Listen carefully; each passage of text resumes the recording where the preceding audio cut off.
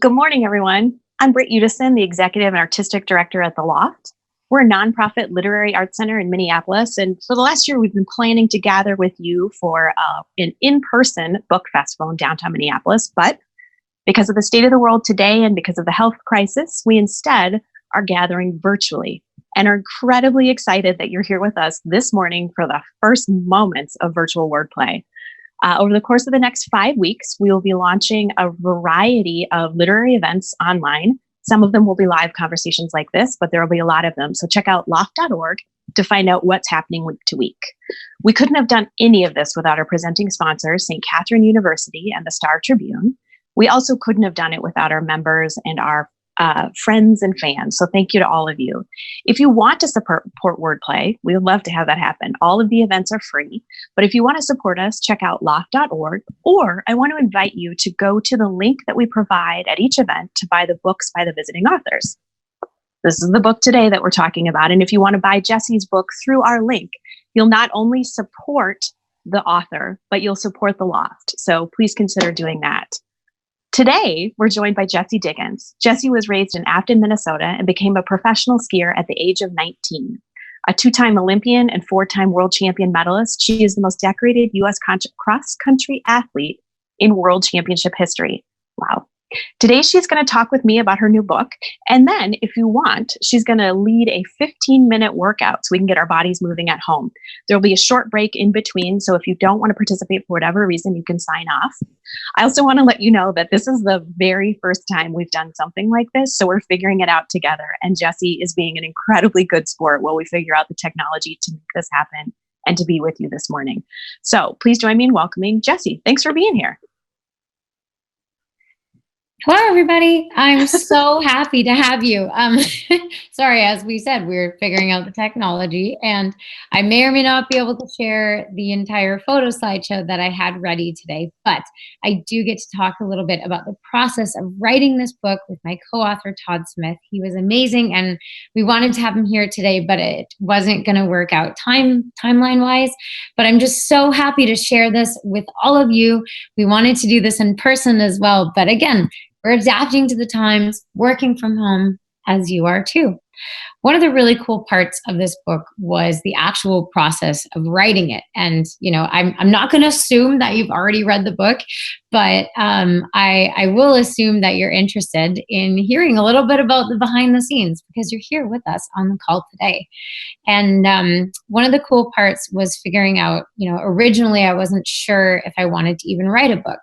But when I decided to come forward and talk about my eating disorder, I got a lot of really amazing feedback from the community saying, you know, wow, we needed to hear this. This was really insightful. I had coaches writing to me and saying, like, I'm a male coach and I coach female athletes, and this was really important for me to hear. So once I decided that, yeah, there was a larger purpose behind just another sports book, we decided to write it, but I knew I couldn't do this myself. I was obviously still training and racing, and also it was a lot of work. And, you know, I write blogs for my website, but writing a book was a whole nother level. It was a big project. So after signing up with an agency, we found my co-author, Todd Smith, and he lives right in Minneapolis, Minnesota. He's a hockey player, and so he knows about sports, but he didn't know anything about cross-country skiing, which was actually amazing. It was awesome because we'd be talking and I'd start going off like, oh, you know, so when you're roller skiing and doing L3 intervals, and he'd say, stop. What are roller skis? What are intervals? What is level 3? I need you to explain this to me. And so it was really great to have somebody, you know, checking me and saying, I need you to explain these different parts of the book. So we met in person. We sketched out the different stories that I wanted to tell from my life because we knew this was going to be a memoir. And then we sketched out a rough chapter outline. And then he came to visit me in Stratton, Vermont, and shadowed me for a week of training. And every day in between training and at night after the last training session, he would come over to my little condo.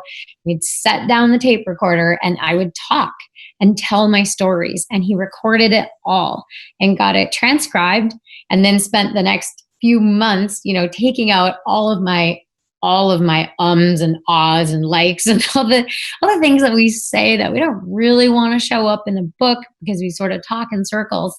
But he went through that and hammered it into chapter formats. And then one by one, the chapters came back to me as I was going into the race season. So all year long, I would, sit down on my hotel bed in Davos, Switzerland, and be working and working and working on the chapters that he had sent back to me. I would add in stories that I forgot. I would add in parts that I forgot.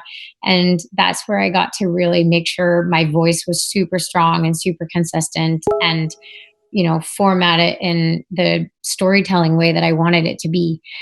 Then we went through with our amazing Eric, our amazing editor, whose name is Eric.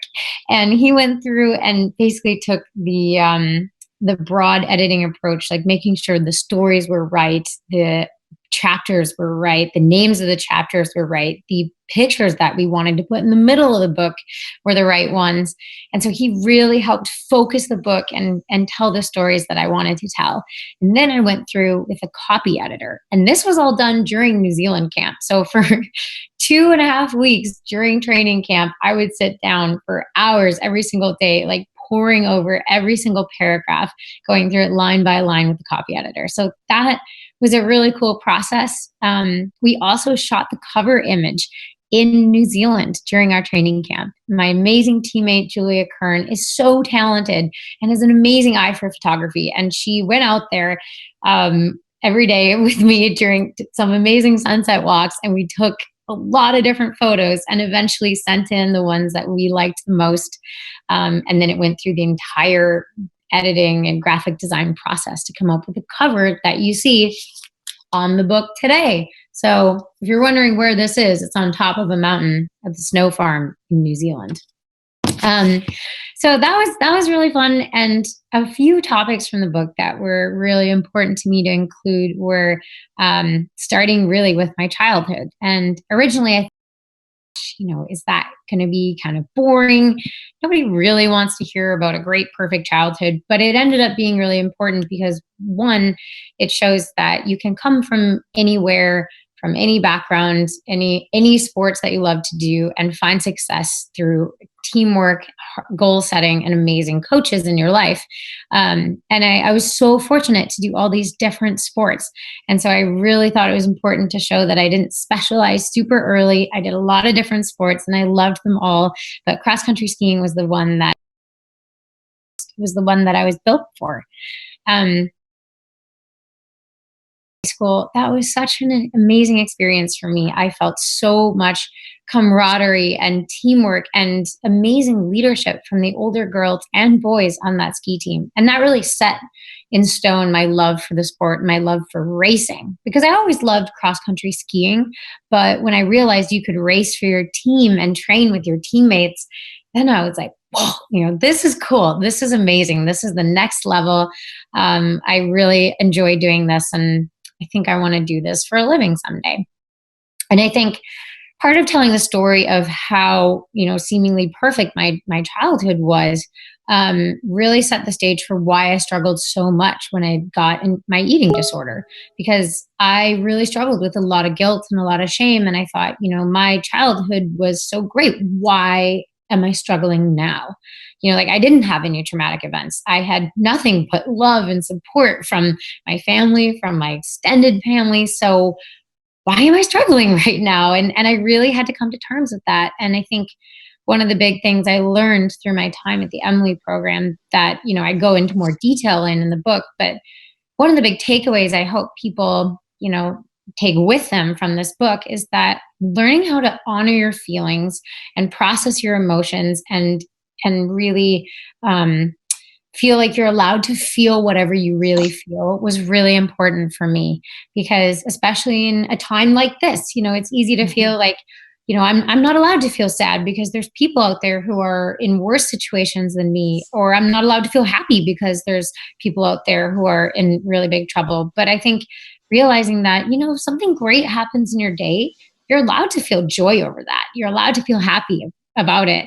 And if something sad happens, if if the Minnesota World Cup gets canceled, like, no, it's not the end of the world, but you are allowed to feel sad. You're allowed to process the emotions that you're feeling in that moment, to honor them, and then to find a way to move forward. And so I think before, I used to just sort of bury my emotions and think, nope, like, I can't handle this. I can't deal with this. I don't know how to process stress or anxiety or anger or sadness. But learning how to actually feel what I'm feeling and be okay with that was a huge step forward for me. And it's something that is helping me right now, in fact. So that was really important. And another important thing for parents, I think, and friends and teammates is the fact that it took a few tries for me to really accept that I needed help and to really wholeheartedly throw myself into recovery. And it took a few tries before I decided to actually go into the day program at the Emily program. So I guess what I would say is that, the earlier you can start your path to recovery and ask for and receive some professional medical help, the better off you're going to be. And I think I was able to come out of it, relatively quickly because I'd only really been inside my eating disorder for a few months by the time my parents were staging an intervention and helping me get help. And so I think the earlier, as parents, as teammates, as coaches, the earlier you can work up the courage and be brave enough to step in and say, no, like, I care about you and I want to see you happy and healthy and taking care of yourself, the better off that person's going to be. But you should know that they might be mad at you. And they might be mad at you for a little while. I was pretty mad at my parents when they said, no, you need to go get help. And I got over it. I love them even more for it now. But in the moment, I was kind of a pill. And some of that was me being a teenager, I'm sure. But some of that was me being angry at accepting help and feeling so much shame and guilt that I wanted to push away anyone who wanted to help me. So if there is someone in your life who's struggling, and it doesn't have to be an eating disorder, it could be any sort of mental health problem or addiction, whatever it is that they're struggling with, just know that although you are eventually going to be their amazing hero, in the short term, they might be really mad at you. And you have to just say, okay, I'm going to be okay with that. So once I left the Emily program, my book transitions into a lot of training, traveling, racing, and teamwork. And it was so important to me to share why. One of the huge themes of the book is, my entire young career, I'm trying to get to the US ski team. And that was a huge thing for me. I just wanted so badly to be part of it. I would have done anything, and I did do anything and everything. I remember driving for 30 hours straight to get to a training camp just so I could try to ski behind Liz Steven, and, flying to different races just to try to compete against some of the best in the world and really get my feet wet and get in that environment. And it was, I'd be lying if I said there wasn't some prestige to being part of the national team. Of course there is. It's cool to be part of the highest level of competition in our country. But for me, it was really about the people. And the men are amazing, but also the women have been so incredible, and they were such amazing role models, big sister figures. My entire ski career, really starting in Minnesota Youth Ski League through high school, all the way onto the US ski team. I've always been so inspired by the people around me, and I've wanted to belong to that group. I've always wanted to be part of that big team and feel like I'm in something bigger than just me. And so knowing that, if I make it on this team, there are some amazing people that I get to learn from. I'll get to help push them in training. How cool is that? That was a huge motivating factor for me for a lot of my life. Still is. I'm still making sure I'm working hard enough to try to be on this team every year, and try to be worthy of my teammates, because it's a really cool opportunity. And one thing that I talk about a lot is the training and the amazing locations. And I had some really cool pictures that I was going to show you all, but it's not working right now.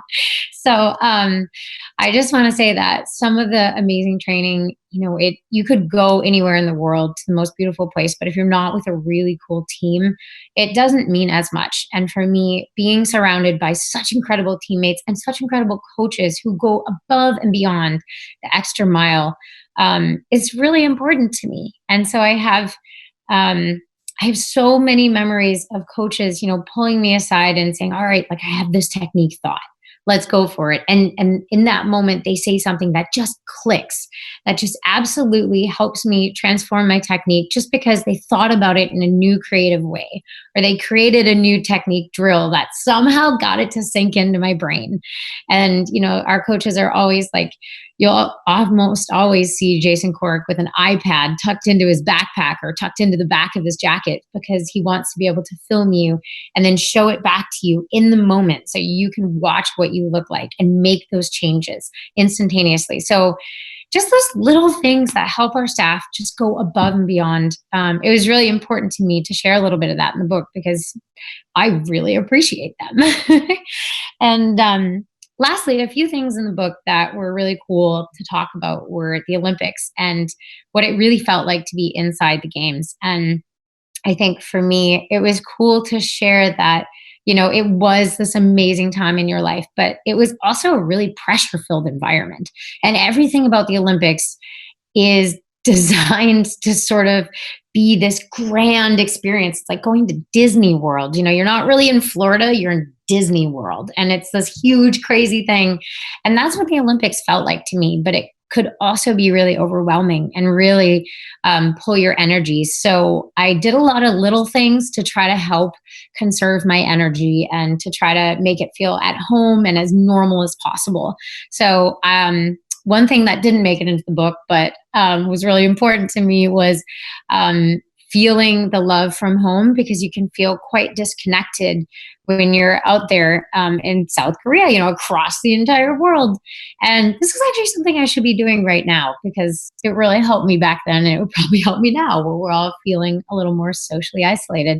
But I totally abused the Team USA printer in the athlete lounge. And I printed out all these pictures that I'd gotten from my friends, from fans, from high school teammates, from high school coaches of their kids, like holding up a Go Jessie sign.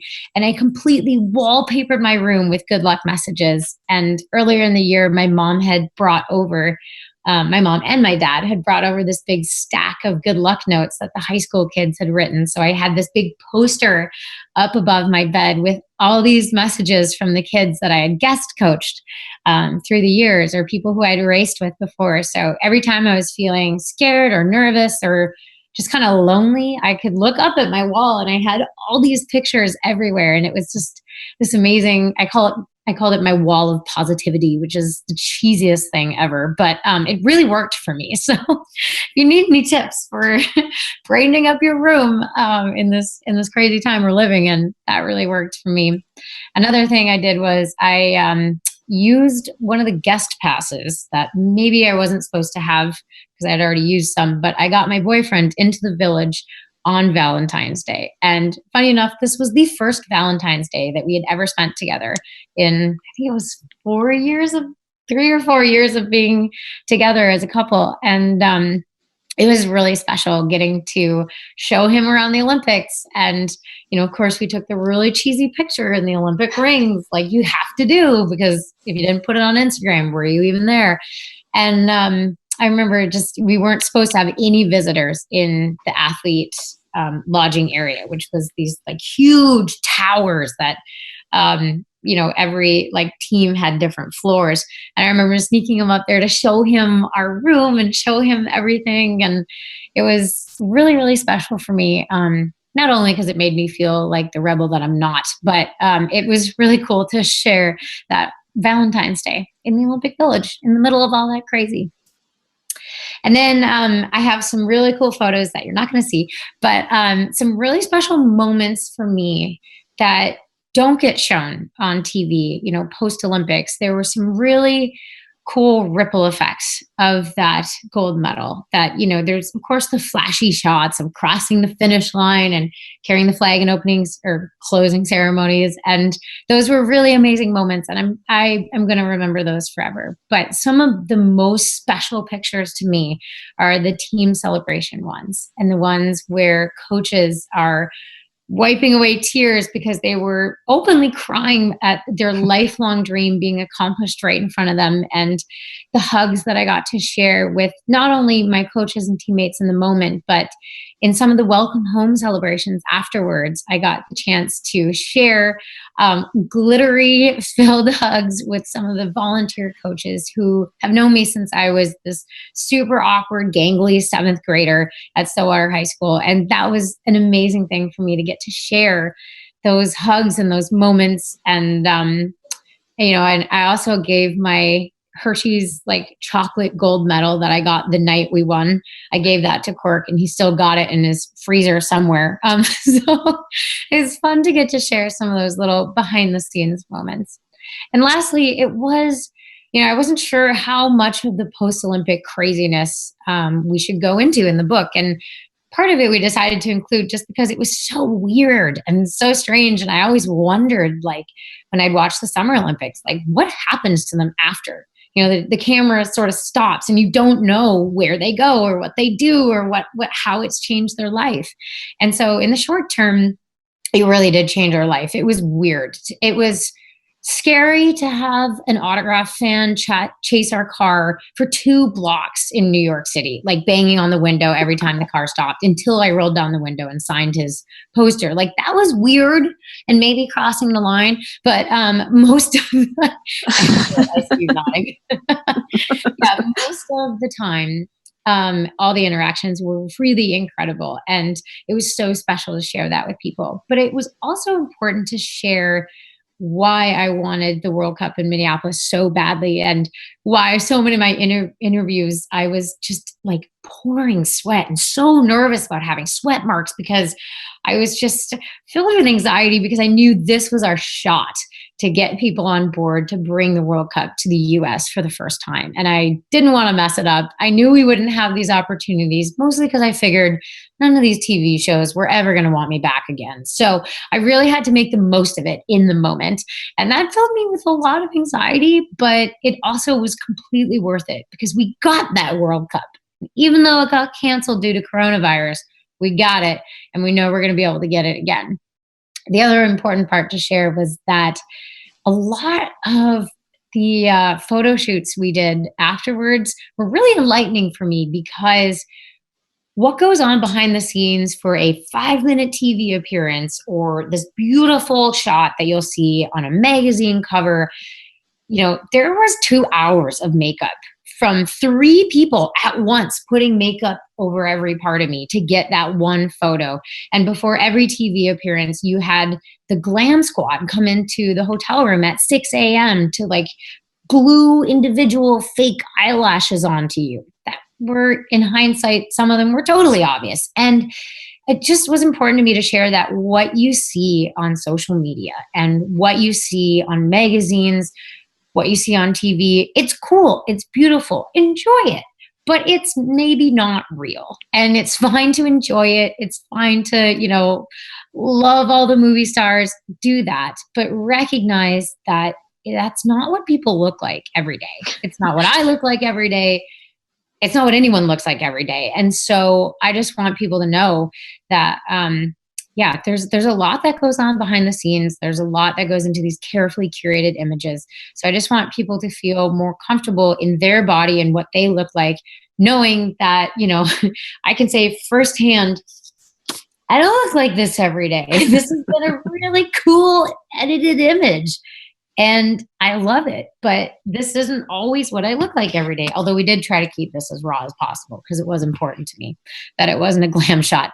So, I wanted to share that with people. And last but not least, I wanted the book to end with me doing a workout because that is most of my life. Yes, there were some amazing star-spangled moments at the Olympics and in the media afterwards, but most of my life is skiing with my teammates on some back road, possibly in the rain, possibly with mud all over us.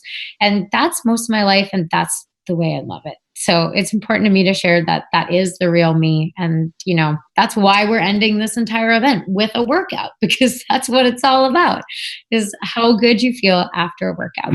So before we do that, I'd love to go back to, you guys have a lot of questions pouring in, and that's so cool. I'm really excited to talk to you guys about those. And we're going to give it back to Britt, who has some questions lined up. Thank you, Jessie. I just wanted to add one of the parts of the book that made me laugh the hardest was that you talked about when the glam squad comes and they clip the back of your dress. And I imagine you with the chip clip at the back of your dress at some glamorous event. I thought that was a great detail. I have a lot of questions. There's so much that happens in the book. And one thing you spend a lot of time talking about is how much you love and respect your coaches and your teammates. Why was it so important to you to describe the different styles of leadership that your teammates display and the ways they pushed you to be better?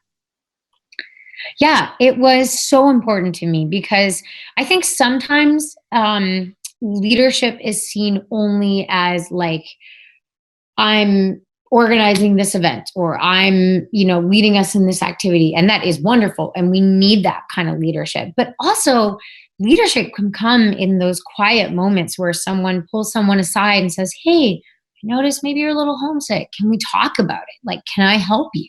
That is amazing leadership. And it was so important to me to detail the different forms of leadership and the different forms of bravery that come out in every single one of my teammates, because they all inspire me and they're all equally important. And not every kind of contribution to the team gets chronicled in the TV or in media, but it is important to me because they all matter and they all make a huge difference. And so, yeah, I've been so inspired by every single one of my teammates. And again, not just the women. The men have done an amazing job, and the women get a lot of credit in the media lately because we've just had really good team camaraderie, really good chemistry, and good results to follow. But the men have been doing an outstanding job, and there's some amazing leadership that's coming out of their section of the team. And it's so cool because we all get to travel together. And so it's really important to me for people to know how much I love and respect my teammates, because I think that's the foundation for all our results that we're getting. Great. Thank you. You addressed a little bit about, not a little bit, you addressed really directly, both in this conversation and in the book, the bravery required for people who love someone with an eating disorder to talk about it with them. You also talk a little bit about better self-care that we could all provide for ourselves. And I think you mentioned earlier that at this time, it's a stressful, weird place that we're all living in right now. Is there any advice you can give for better self-care and better positive body image that we can nurture in ourselves? Yes. And so I guess to address the first part of the question, I have had a lot of parents reach out and say, what can I do to give my child the best shot at a really good relationship with their body? Which I really love that people are asking that, because it's just such a thoughtful, caring thing to talk about. And I guess I would say the biggest thing is model good self-care yourself, because kids are, and again, I'm saying this with the full disclosure that I'm not a parent. I hope to be someday, but I'm not a parent. I have no idea how hard this is. But I think if you can make sure you are kind to yourself, then your kids are going to pick up on that. So, for example, not getting into diet culture.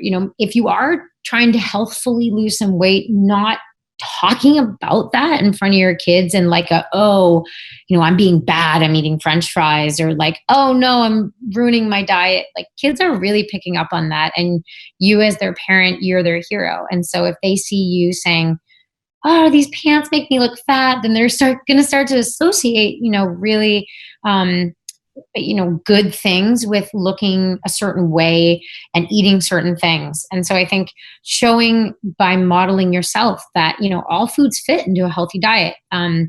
Unless, of course, you have allergies, that's different. But in all things being equal, like just showing that you love and appreciate your body for what it does, and you are going to take care of yourself, then your kids are going to see that, and they're going to start to appreciate that as well. One other thing I like is making sure you pay compliments to people based on what they do, not what they were born with. So, I see a lot of times, like, someone sees a really adorable little girl and they go, oh, you're so pretty, I love your dress. That's great. You're allowed to say that. But also, maybe if she does something like, wow, that's so kind, or wow, you shared your toy, you're so generous, like making sure that you compliment their personality traits that are really positive, not just how they happen to look that day or what they were born with. Because we don't go around saying like, oh, you're exactly 5'4". Congrats. You're like, thanks. I was born that way. So it's really important to make sure that we pay attention to things people do that are really awesome, not just how they look or attributes they just happen to be born with. And in terms of self-care and self-love, one thing I talked about before, it's a trick I use during races. I have a rule that I can only say good things to myself. I can only say nice things to myself. So even if the race isn't going well, I'm not going to start getting into that spiral of beating myself up and saying like, oh my gosh, you suck. You couldn't stay with the pack. Your technique looks horrible, because that can only lead to more negativity. And that's just not helpful in the moment. So making sure that I'm only saying nice and kind things to myself, like, okay, you can turn this around. Like, let's focus back in. This is what you can do. This is what your strengths are. This is what you're good at. That really helps boost myself up. And in turn, when I feel good about myself, I can be a better teammate and a better person in general for everyone who's around me. And so making sure that you're trying to say nice things to yourself, because you would never say, I hope you would never say something mean to someone else. Like you would never turn to your child and be like, oh my God, you can't get anything right. You would never do that. So why would you do that to yourself? So making sure that you're modeling self-care by just being kind to yourself. And if you're tempted to say something mean to yourself, pretend it's somebody else that you're giving that feedback to. How would you phrase it in a constructive, positive way? I love that. It's almost like you're building a wall of positivity like you described at the Olympic Village, but with your own self-talk. I love that. The last question I want to ask you is about the way you address climate change. You talk about how climate change is affecting your sport. And I'm curious what action you're taking and what you would advise the rest of us to do to help combat climate change. Yeah, so it was important to me to address that. And, I had a lot of different topics in the book, so I didn't get into it maybe as much as I would have liked, but it has really affected our sport. It's affecting all of us. And I think it was important for me to try to not make it a political issue. But one thing that's been really cool is supporting Protect Our Winners. So I would advise everyone watching, go follow them on social media, go check out their website. They have a really cool carbon offsetting program where you can purchase like carbon offsets and figure out exactly how much you're putting out there and how to offset it. They have really amazing tools. One of their big campaigns right now is making sure people are registered to vote. Because here's the thing. We try really hard to make sure we're using reusable water bottles, right? And I do that, and I'm encouraging everyone to do that. And I think that's amazing. But those are the little things that we all should be doing every day, like recycling and carpooling, that do add up. But what really adds up fast is when we use our voice and we go vote, and we vote for people who believe in the things we believe in. And so if we go make sure we're signed up to vote, and then we vote for somebody who's going to take climate change seriously and enact policies that will severely cut the amount of carbon going out, that's going to make a huge change really quickly. And that's what we need right now. So I love that they're just encouraging simple, small actions like call your representative, call your senator, write them a letter and say, this matters to me. This is what's really important to me. That doesn't cost you anything. It's a pretty quick action, but if we all start to really use our voice, that can make a big difference. Great. Thank you. So at this point, my colleague Abby is going to come in, and she is going to help you get to the audience questions that we've been receiving during this conversation. So Abby, can you join us? Yes, absolutely. Hi, everyone. Hi, Jessie. All right, we've got a ton of questions coming in, so we can get to at least a few of them. First is, how are you staying motivated during these unprecedented times? Yeah, that's a great one. And I'll try to keep my answers short so we can get more questions going on. Basically just finding things that do keep me happy. One of them is online dance classes. That makes me very happy. The other is doing workouts with my boyfriend. That also makes me really happy. And when it's safe to do so, getting out for some sunshine. So even if it's just walking to the grocery store instead of driving, like I'm going to do that because, I'm going to social distance and wear my mask and wear my gloves, but that's a really good chance to get a little sun on my face and stay happy. And the other thing is remembering that a lot of my goals can still be accomplished even if I have to take a non-traditional path to training. Great, thank you. Another question from Iggy is, what is the hardest part of a race for you personally? Ooh, I think the middle, because at the start you're all fired up and at the end you know that the finish line's coming so you can push through any amount of pain. But I think making sure to stay super focused in the middle of a race, especially the longer the race, the longer the middle section. But for me, staying focused through that section is really important because that's where you can make or break your race with a few seconds here and there by really focusing on a good transition or really attacking a downhill section well instead of getting lazy. Great. Question from Catherine E. is, when you retire from the ski team, what's your next goal? What's next? That's a really great question because I'm not sure. I'll probably go back and finish college. I'm somewhere in my sophomore year. I have been for a long time. But I've really loved, I've found that I've really loved marketing. I've really loved partnering with all these incredible companies that really care about things I care about. So I think I'm going to start exploring some of that. But I have a few years of skiing left, so I'll keep thinking about it. Great. Question from Ginger. What were your state times in 7th grade? State times? Man. I don't even know. I have no idea. In cross-country skiing, it's hard to actually have times because the snow is different and the course changes and the wax is getting faster over time. So I think times are a little less relevant than in, say, like track and field. All right, let's see. Maybe one or two more here.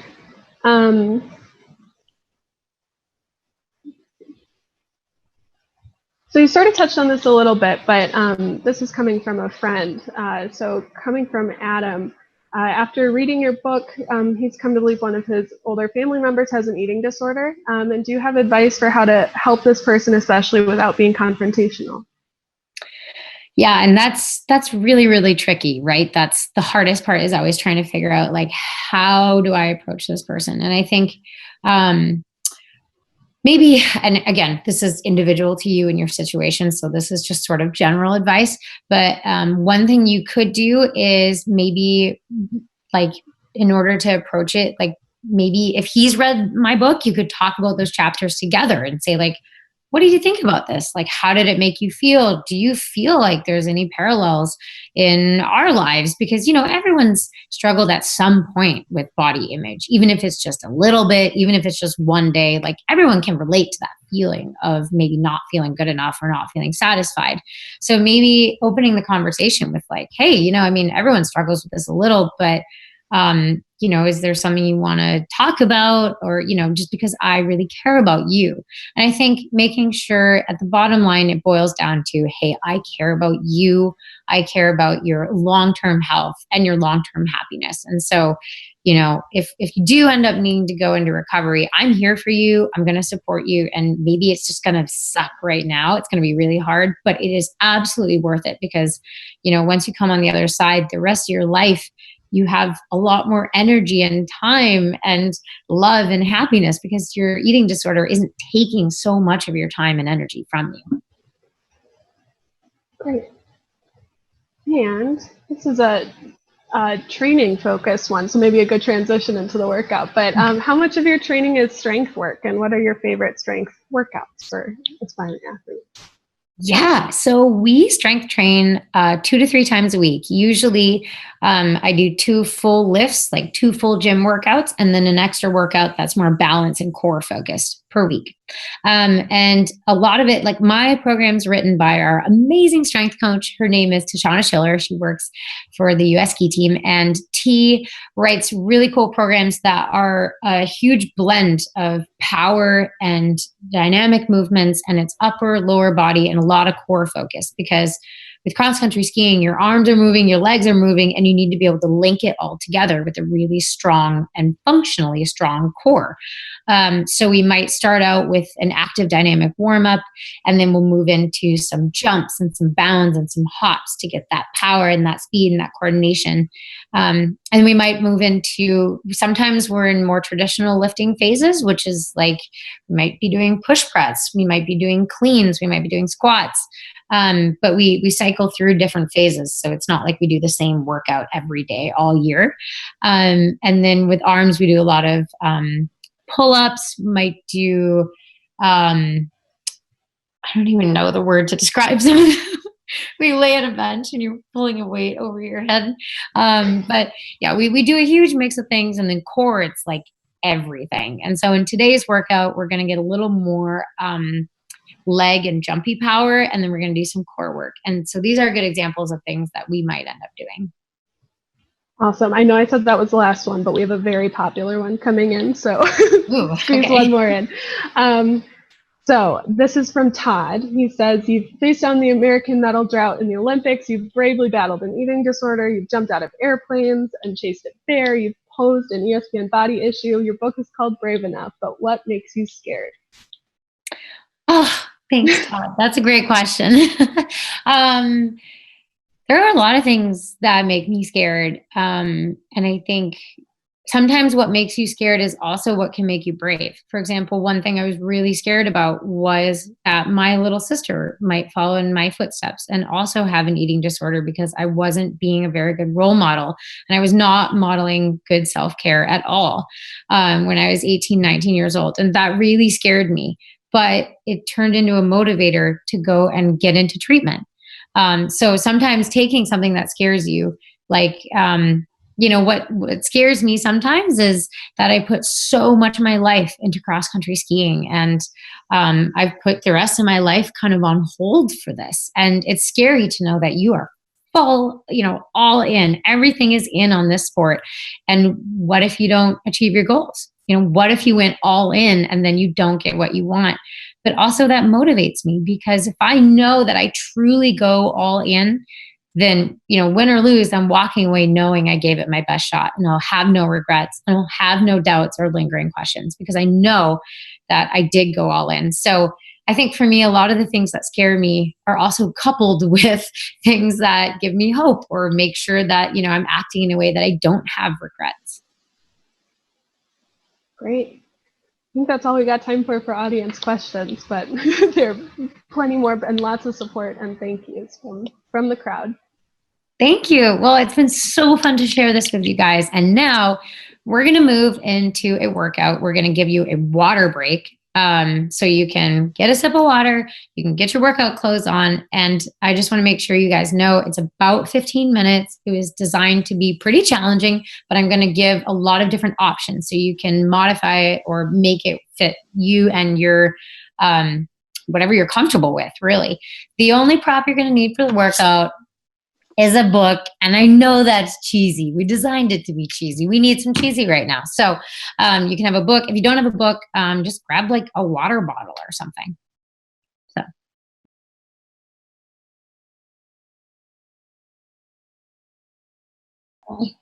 Instagram Live. All right. All right. We are ready. We're going to do a little home workout here, and I'm just going to grab my phone and also put this on Instagram Live so that if you guys want to go back at any point and try this workout again, you're going to have that option. So there we go. All right. Now, we talked about this earlier, but all you're going to need as a prop for this workout is a book. Yes, again, it's cheesy. Great. Let's do it. A book or a water bottle, whatever you need. So for this workout, it's going to be about 15 minutes. I designed this to be pretty challenging, but we're going to have a few different options. We're going to have a warm-up, and then we're going to have 2 circuits. Each circuit is going to be done twice. We're going to have 3 moves in each circuit. And the first one's going to be more jumpy, power-based, get your heart rate going, get your sweat on. And then there's going to be 2 core moves. At the end, we're going to have a 1-minute bonus challenge. That should hopefully be Pretty challenging, but doable. You got this. All right, and with that, we're gonna start our warm-up. Hopefully you can still see me here. We're gonna do jumping jacks in every direction. We're gonna do 5, 4, 3, 2, 1. Switch to horizontal. 1, 2, 3, 4, 5. Switch to the cross-country skier. 3, 2, 1. Switch to punching. 1, 2, 3, 4, 5. All right, now we're gonna do, oh, this is the best part. We're gonna grab the book. I told you were gonna want a prop. We're gonna do Woodchoppers. Lower corner to upper corner. Make sure you're getting down into a nice low squat. Just warming up our legs, warming up our core a little bit. Throwing around a book that has my face on the cover, so that's fun. All right, and switch sides. Nice.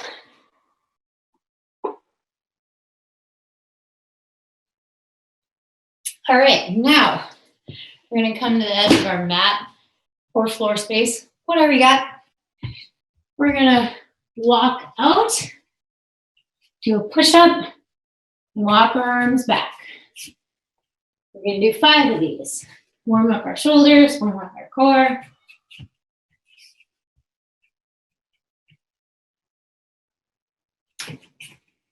Nice.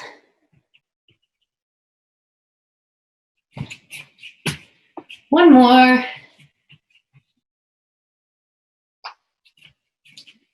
Okay, one more warm-up series. Gonna grab our book. All right, now we're gonna do like Superman, so your arms and legs are off.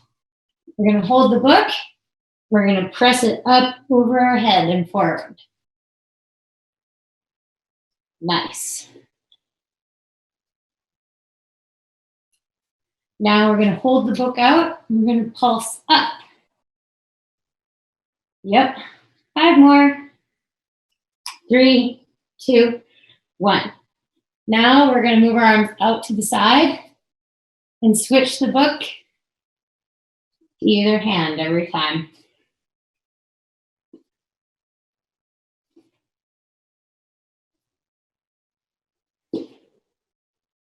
All right, so hopefully we're a little bit more warmed up and we're ready to go on the actual workout part. So circuit number 1, I'm going to show you what we're going to do first, and then we're going to do it. So the first move is going to be 45 seconds of jumping side to side. Make sure you stick the landing before you jump, okay? The second move is going to be figure 8s with the book. So you're going to pass the book under your leg as you sort of ride an invisible bicycle. The last move is going to be mountain climbers. You're going to bring your knee forward and then across to the opposite elbow. And forward, other elbow. All right, you guys? Ready. We're going to start with 45 seconds of the jumps. 3, 2, 1, go.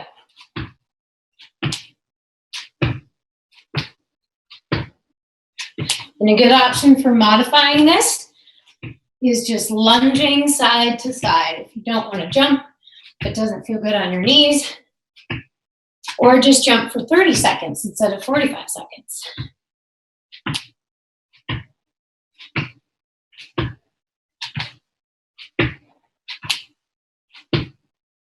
And that's 30 seconds, 15 more, you got it.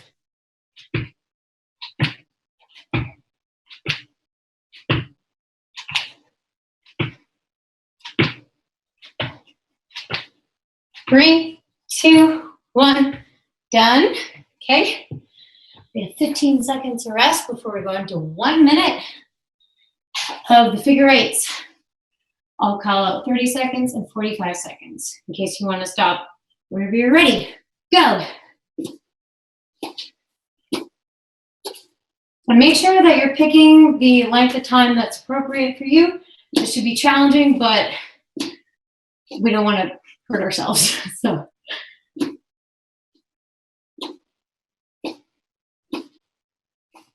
Nice, that's 20 seconds in.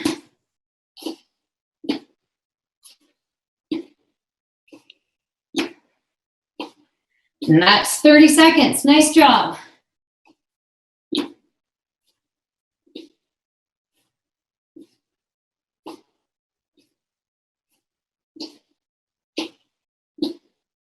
And we're coming up on 45 seconds now. All right, 15 more seconds for those of you who want to do the full minute of the core exercises.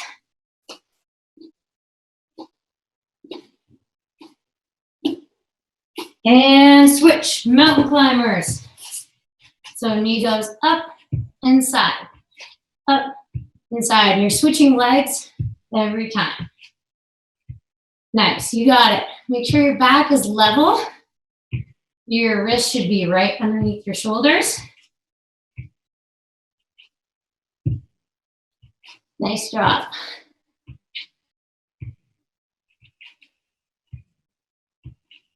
And that's 30 seconds.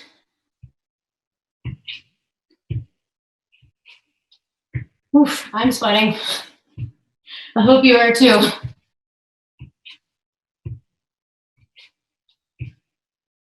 And that is 45 seconds. 15 more. We're going to do this circuit one more time.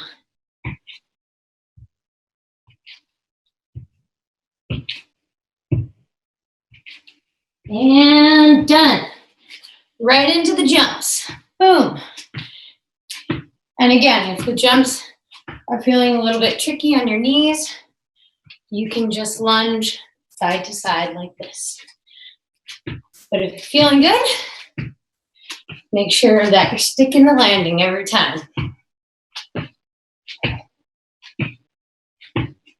The hard part is I can't really see you, so I hope that this workout is challenging but still fun. But I only have 15 minutes, so I had to make it tricky.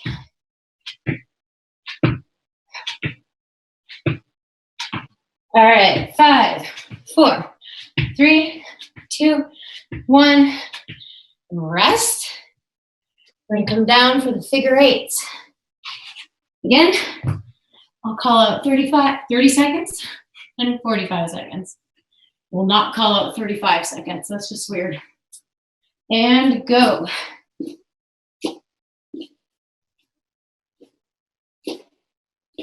The wider out you bring your hands, the harder it is because your torso is going to want to shift with the momentum. So try to make sure that if you had a flashlight on either shoulder, that they're pointing directly ahead and they're not twisting.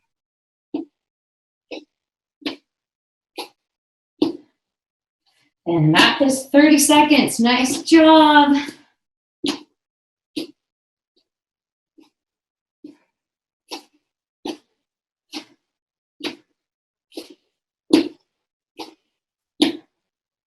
That's 45 seconds. Nice. I see comments coming in on Instagram. What are you people commenting on? How are you commenting while you're doing core?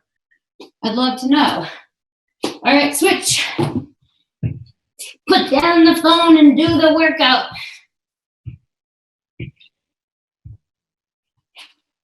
And remember, it's forward and cross. Forward, cross. Nice. Again, try not to let your body, don't be doing big twists like this. Try to keep it really stable and keep those hips in line from your shoulders to your ankles. None of this stuff. Oops, that was 30 seconds. Sorry. You 30-second people just did a bonus 2 seconds. Good job.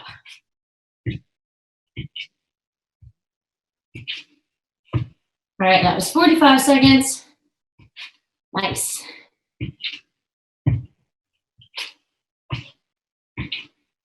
And 5, 4, 3, 2, 1. Nice. You survived the first circuit. All right, now take a break while I explain circuit number 2. Like the first one, we're going to do it 2 times through. First move, split leg jumps with a little hold at the bottom, okay? This is gonna be brutal for 45 seconds.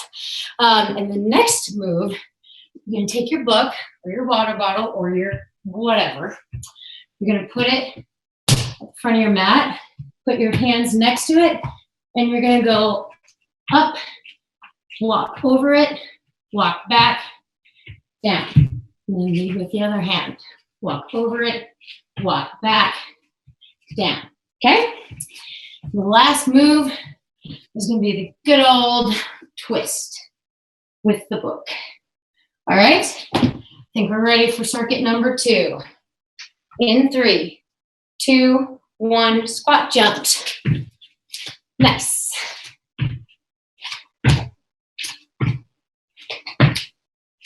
Try to make sure you're landing kind of light. None of this boom. Also, I'm landing light because I live in an apartment building. So that's kind of a nice neighbor thing to do right now. All right, and I'll call out 30 seconds for those of you who want to do that. That is right now. 15 more seconds.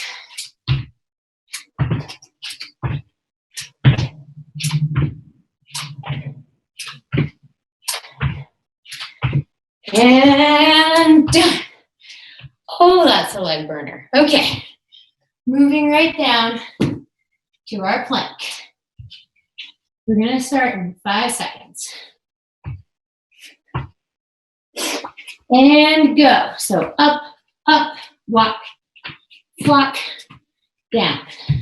Up, walk, walk. Nice. This one's a good shoulder workout. And the book's there to make sure you actually take a big step forward.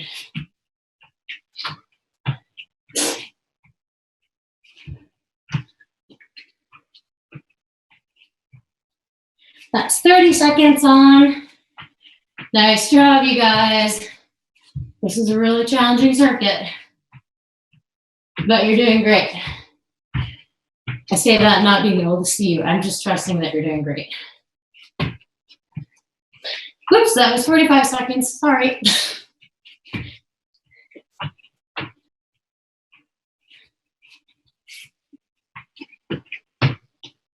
All right, and done. Switching to our butts for the twists. Nice.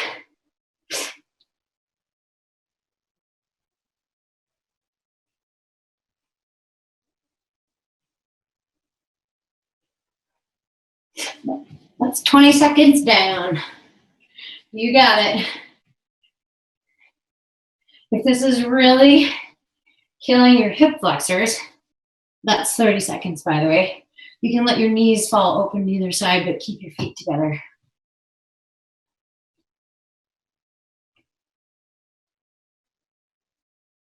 Then 45 seconds coming up in 2, 1. That's 45 down.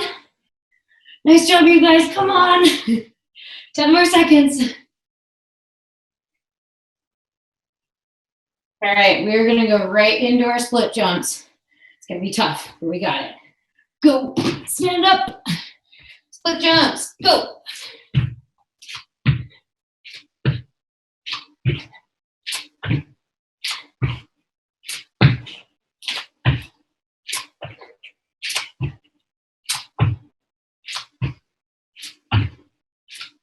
That was 20 seconds down.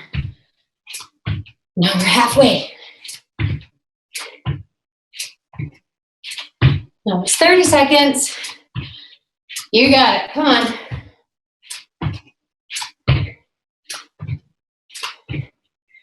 5, 4, 3, 2, 1, done. Woo. I don't know what I was thinking when I wrote this strength plan. I'm beginning to regret it. We're going to move into our plank walks. In 2, 1, go. Up, walk, walk, down.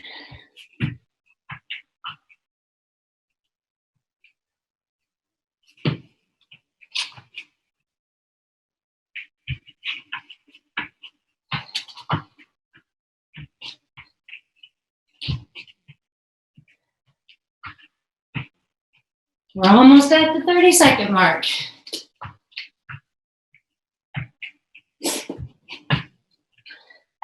That's 30. Come on, you guys, you got this. In case you're wondering, I have sweat dripping down my nose. That's 45 seconds. I'm actually dripping sweat from my nose onto the nose of my face on the book. Just seems appropriate. And done. Switch to the twist. This is the last one we got in the circuit. Come on, you guys. We got it.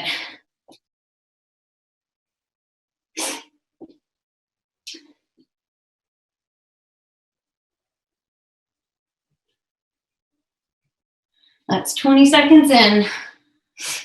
Going good so far.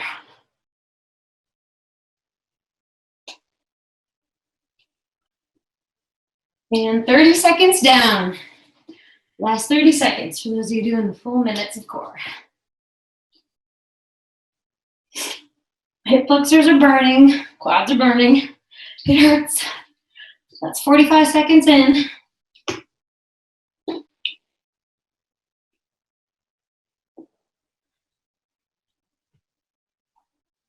And 5 seconds left. And done. Woo! Okay, so now we have a 1-minute challenge. Okay? And here's what it's gonna look like for the last minute of this workout. You're gonna get in a plank. I'm gonna show you sideways so you can see it. You're gonna get in a plank and you're gonna walk side to side, okay? So we're gonna go this way. Hopefully you have just a little bit of space wherever you are. We're gonna do 4 walks to the side. We're gonna do a push-up, and we're gonna kick to either side. If you run out of space like me because you have a wall, you're just gonna kick with your knee to either side. And this time it's okay to twist your body a little. All right? We're gonna start on this bonus minute in 3, 2, 1, go. So walk and push up and kick, kick. Walk to the other side. Push up, kick, kick.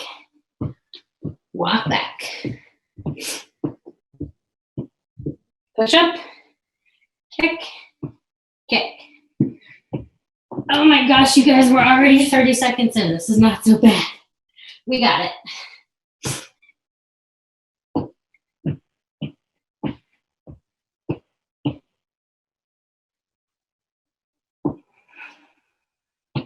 That's 45 seconds down, 15 seconds left.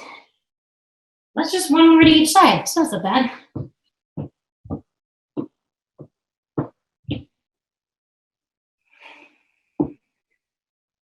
And back. Kick, kick. Oh, we went over a minute. You overachievers, you.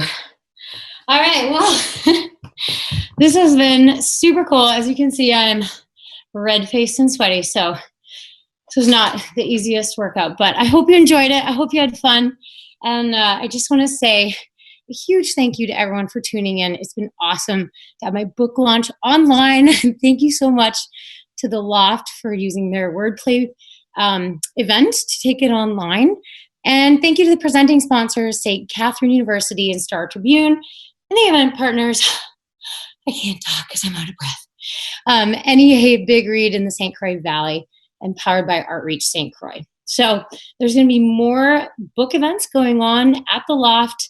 You can check out the virtual festival events coming next week at loftwordplay.org. So there's going to be a lot of really cool authors sharing their books.